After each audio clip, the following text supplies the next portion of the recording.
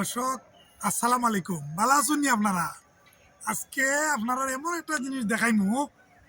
আমি কিন্তু লেখালেখির পাশাপাশি আমি কিন্তু বাগানও করি। আপনারা দেখলে ইনশাল্লাহ খুশি হইবা। আচ্ছা, ক্যামেরাটা একটু সামনে দিল ইয়াও বা।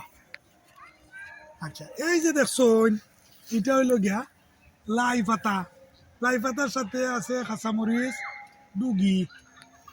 এটা লাই পাতা কিন্তু ভর্তার সাথে, মাছের ভর্তার সাথে খাইতে খুব মজা। এত মজা লাগে আর কি, বিশেষ করে চেং মাছ আছে না বাজারও, চেং মাছ দি আর লাই পাতার ভর্তা আর কাঁচামরিচ দি, আল্লাহ রে আল্লাহ যে মজা লাগে কি তা কইতাম।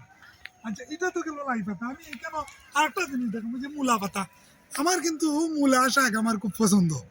মূলার পাতা মানে খাইতে খুব মজা, একটু তিতা তিতা লাগে, যে মজা লাগে।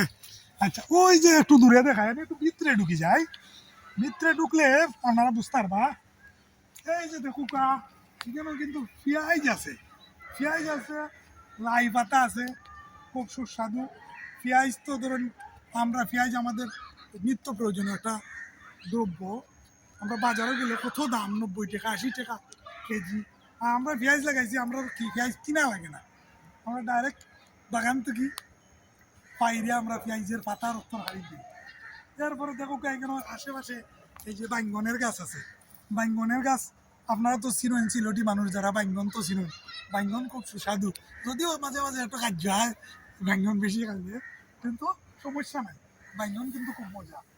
এরপরে দেখো ইটারে ইটা ইটা শুদ্ধ ভাষায় কয় এটারে টমেটো। আর আমরা এটা কিছু কিছু এলাকাত আছে এটারে কয় বেড বাইঙ্গন। টিপা দিলেই মানে গলি যায়, তাহলে এটারে বেড বাইঙ্গন হয়। খুব মজা কিন্তু এটা খাইতে, বিশেষ করে আদা কাঁচা উলিয়া খুব মজা।